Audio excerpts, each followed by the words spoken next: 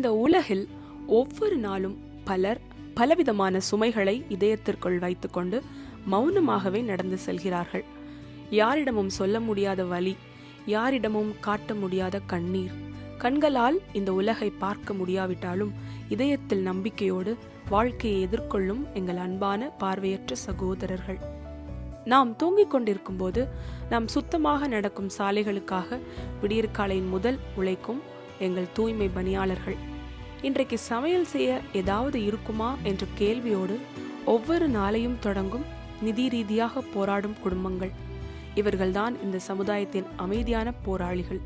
வேதாகமம் சொல்கிறது, ஏழைக்கு இறங்குகிறவன் கர்த்தருக்கு கடன் கொடுக்கிறான் என்று.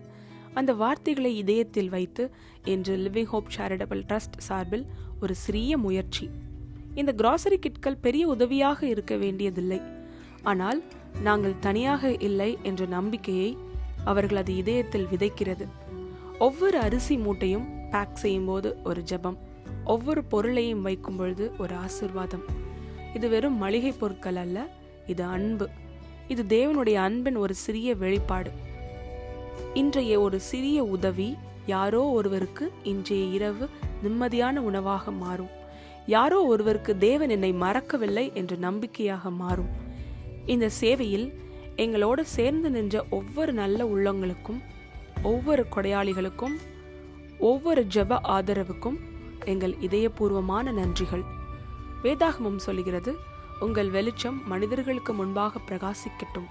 நாம் அனைவரும் சேர்ந்து அன்பால் கருணையால் இந்த உலகை சிறிதளவாவது ஒளியுள்ள இடமாக மாற்றுவோம். இந்த சேவை தொடர உங்கள் ஜெபங்களும் உங்கள் ஆதரவுகளும் எங்களுக்கு மிகப்பெரிய பலம்.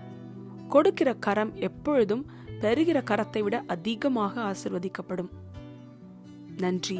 அன்புடன் லிவிங் ஹோப் சேரிட்டபிள் ட்ரஸ்ட்.